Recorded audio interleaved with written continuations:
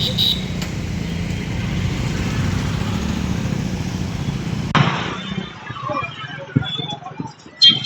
Tamir bank का president Syed Jamal आज़ाद बोल रहा हूँ कि हमारी बैंक आज 1 करोड़ 25 लाख रुपए प्रॉफिट में है इस साल।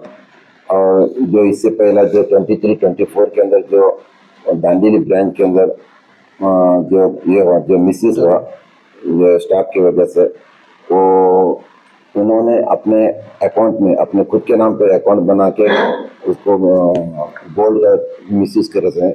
इसमें 5 करोड़ 9 लाख रुपए का पूरा टोटल नुकसान दिखला है। इसके वो भी हम लोग को 23-24 ऑडिट रिपोर्ट में मालूम हुआ। उसके बाद में हम लोग ऑडिट रिपोर्ट आने के बाद में दांडेली पुलिस स्टेशन के अंदर उनके ऊपर FIR बना से हैं। वो FIR का वो इन्वेस्टिगेशन कर रहे हैं।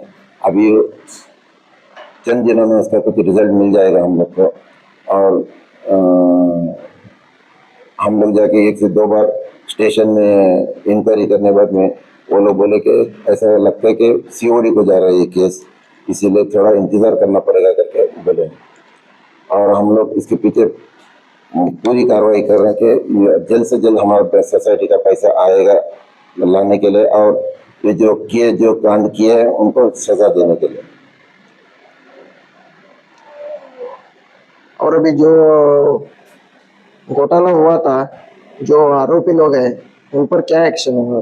FIR बनाए, FIR बना के कार्रवाई चालू है। कार्रवाई चालू है। हाँ, कार्रवाई चालू है। तो अभी तक रिकवर कितना हुआ? अभी तक रिकॉर्ड नहीं हुआ उसका, अभी क्योंकि इन्वेस्टिगेशन में है। देता हूँ कि चेयरमैन साहब को ऐसा ही हमारे मुताब इस इलेक्शन में डायरेक्टर बने, उनका भी मैं शुक्रिया अदा करता हूँ। पहली बात तो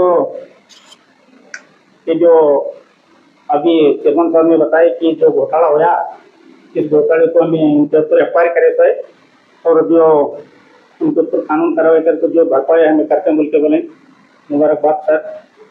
दूसरी बात है कि ಎರಡನೇ ವಿಷಯ ಏನಂತಂದ್ರೆ, ಏನು ತಾಮೀರ್ ಕೋಆಪರೇಟಿವ್ ಬ್ಯಾಂಕ್ 1984ರಲ್ಲಿ ಏನು ಕಾರ್ಯರೂಪಕ್ಕೆ ಬಂದ ನಂತರ ಅದೊಂದು ಬಾಡಿಗೆ ರೂಪದಲ್ಲಿ ಚಾಲೂ ಆಗಿ ಸ್ವಂತ ಕಟ್ಟಡವನ್ನು ಉದ್ಘಾಟನೆ ಮಾಡಿ ಅಲ್ಲಿ ಬ್ಯಾಂಕ್ ಚಾಲೂ ಆಗಿದೆ. ಆದರೆ ಇವತ್ತೊಂದು ನಮಗೆ ಊಹಾಪೋಹ ಕೇಳಲಿಕ್ಕೆ ಬರ್ತಾ ಇದೆ, ಅದು ಬ್ಯಾಂಕನ್ನು ಸ್ಥಳಕ್ಕೆ ಸ್ಥಳಾಂತರ ಮಾಡ್ತಾ ಇದ್ದಾರೆ ಅಲ್ಲಿಂದ ಅಂತ ಹೇಳಿ ಕೇಳಿ ಬಂದಾಗ ನಾವು ಅವರಿಗೆ ಮನವಿ ಮಾಡ್ತಾ ಇದ್ದೀವಿ, ಆ ಬ್ಯಾಂಕನ್ನು ಎಲ್ಲಿ ಇದೆ ಅಲ್ಲೇ ಇರಲಿ, ಆ ಬ್ಯಾಂಕಿನ ವಹಿವಾಟ ಅಲ್ಲೇ ಚೆಂದಾಗಿ ನಡೀತಾ ಇದೆ ಮತ್ತು ಮುದುಕರು ವಯಸ್ಸಾದವರು ಅಲ್ಲಿ ತಳಗೆ ಹೋಗ್ಲಿಕ್ಕೆ ತೊಂದರೆ ಆಗ್ತದೆ ಅಂತ ಹೇಳಿ ಮಾಡಬಾರ್ದು ಅಂತೇಳಿ ತಮ್ಮಲ್ಲಿ ಚೇರ್ಮನ್ರಿಗೆ ಮತ್ತು ಡೈರೆಕ್ಟರಿಗೆ ನಾನು ಮನವಿ ಮಾಡ್ಕೊಳ್ತಾ ಇದ್ದೇವೆ. ಇನ್ನೊಂದು ವಿಷಯ ಅಂದ್ರೆ ಏನಂತಂದ್ರೆ, ಏನು ತಾಮೀರ್ ಬ್ಯಾಂಕಿನ ಯಾರೋ ಅವ್ಯವಹಾರದಲ್ಲಿ ಅವರ ಮೇಲೆ FIR ಆಗಿದೆ, ಅವರ ಮೇಲೆ ಅವರನ್ನು ಉಳಿಸಾಕ ಯಾರಾದರೂ ಯಾರನ್ನಾರು ಉಳಿಸುವಂತ ಪ್ರಯತ್ನ ಒತ್ತಡ ಹಾಕಬಾರ್ದು ಅಂತೇಳಿ ಮನವಿ ಮಾಡ್ಕೊತೇನೆ. ಯಾಕಂತಂದ್ರೆ ತಪ್ಪು ಯಾರು ಮಾಡಿರ್ತಾರೋ ಅವರು ನೀರು ಕುಡಿಯಲೇಬೇಕು, ಉಪ್ಪಿನ ನೀರು ಕುಡಿಬೇಕು.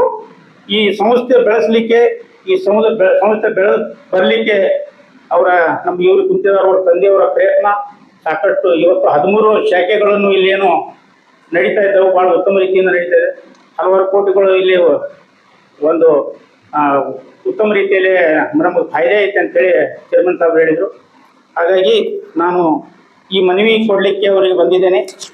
ಮನವಿ ಕೊಡುವುದು ಯಾಕಂತಂದರೆ, ಈ ಬ್ಯಾಂಕಿನಲ್ಲಿ ಏನು ಅವ್ಯವಹಾರ ಆಗಿದೆ ಇದು ಕೂಲಂಕುಷವಾಗಿ ತನಿಖೆ ಆಗಬೇಕು ಮತ್ತು ಅವ್ರ ಮೇಲೆ ಯಾರು ಇದನ್ನು ಕಾಂಡ ಮಾಡಿದರೆ ಅವರ ಆ ದುಡ್ಡೇನು ಎಲ್ಲಿ ಮಿಸ್ಯೂಸ್ ಮಾಡಿದಾರೋ ಅದನ್ನು ಅವ್ರ ಕಡೆಯಿಂದ ಭರಪಾಯಿ ಮಾಡ್ಕೋಬೇಕು, ಅವ್ರ ಮೇಲೆ ಕಾನೂನು ಕ್ರಮ ಆಗಬೇಕಂತೇಳಿ ತಮ್ಮ ಚೇರ್ಮನ್ ಸಾಹೇಬರಿಗೆ ಮತ್ತು ನಮ್ಮ ಡೈರೆಕ್ಟರ್ ಆದ ಉಸ್ತಾದ್ ಅವರಿಗೆ ನಾನು ವಿನಂತಿ ಮಾಡ್ತಾ ಈ ಲೆಟರನ್ನು ಅವರಿಗೆ ಹಸ್ತಾಂತರ ಮಾಡ್ತಾ ಇದ್ದೀನಿ. ಹೌದು, ನಾವು ಈಗ ಮನವಿ ಕೊಟ್ಟಿದ್ದು ಮನವಿ ಓದಿ ಹೇಳಿದ್ದೀನಿ. ಮಾನ್ಯ ಅಧ್ಯಕ್ಷರು, ತಾಮೀರ್ ಕೋಆಪರೇಟಿವ್ ಕ್ರೆಡಿಟ್ ಸೊಸೈಟಿ ಆಡಳಿತ ಕಚೇರಿ ಸಿರ್ಸಿ ಉತ್ತರ ಕನ್ನಡ. ವಿಷಯ: ಮಾನ್ಯರೇ, ಈ ಕೆಳಗೆ ಸಹಿ ಮಾಡಿದ ನಾವು ತಾಮೀರ್ ಕೋಆಪರೇಟಿವ್ ಸೊಸೈಟಿ ಸದಸ್ಯರಾಗಿದ್ದು ನಮ್ಮ ಬೇಡಿಕೆ ಕ್ರಮ ವಹಿಸಲು ಮನವಿ.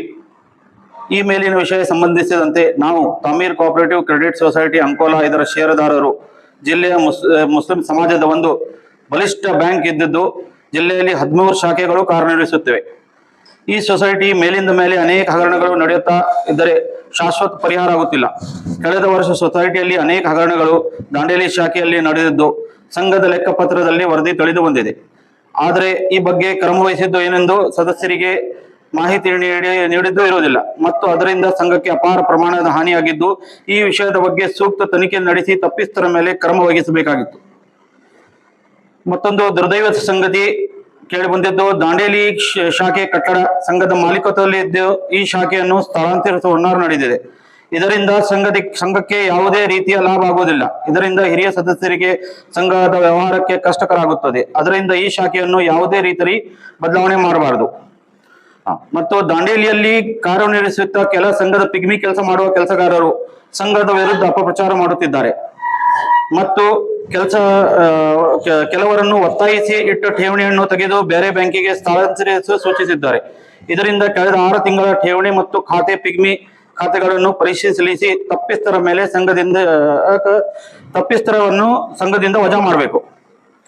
ಮತ್ತೊಂದು, ಮಾನ್ಯರೇ, ಸಂಘದ ವಿಶೇಷ ಸರ್ವ ಸಮಿತಿ ಸಭೆಯನ್ನು ದಾಂಡೇಲಿಯಲ್ಲಿ ನಡೆಸಿ ಸಂಘಕ್ಕೆ ಆದ ಹಾನಿ ಬಗ್ಗೆ ವರದಿ ಮಾಡಿ ಅಭಿವೃದ್ಧಿಗೊಳಿಸಲು ಕ್ರಮ ವಹಿಸಬೇಕು. ಈ ಮೂಲಕ ಕೇಳಿಕೊಳ್ಳುತ್ತೇವೆ.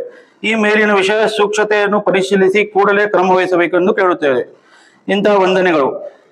ಪ್ರತಿ ಸೂಕ್ತ ಕ್ರಮಕ್ಕಾಗಿ ಮಾನ್ಯ ಶ್ರೀ ಆರ್.ವಿ. ದೇಶಪಾಂಡೆಯವರು, ಶಾಸಕರು, ಹಳ್ಯಾಳ್, ದಾಂಡೇಲಿ, ಜೋಲ್ಡಾ ವಿಧಾನಸಭಾ ಕ್ಷೇತ್ರ. ಮತ್ತು ಎರಡನೇದು, ಮಾನ್ಯ ಉಪನಿರ್ಬಂಧಕರು, ಸಹಕಾರಿ ಸಂಘ, ಕಾರವಾರ.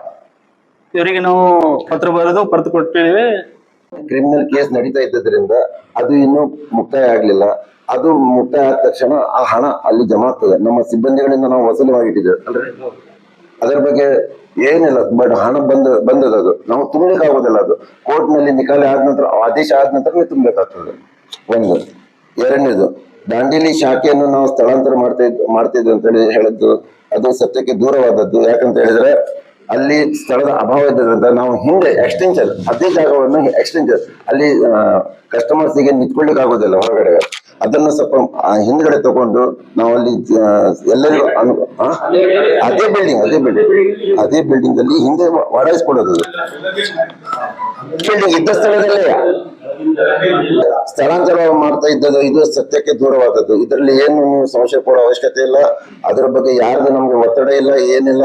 ನಾವು ನಮ್ಮ ಸೊಸೈಟಿಯ ಹಿತದೃಷ್ಟಿಯಿಂದ ಮಾಡ್ತಾ ಇದ್ದೇವೆ. ಅದನ್ನ ಬೇರೆ ಏನ್ ಇದು ನಮ್ಮ ಅಭ್ಯಂತರ ಇಲ್ಲ ಅದರಲ್ಲಿ.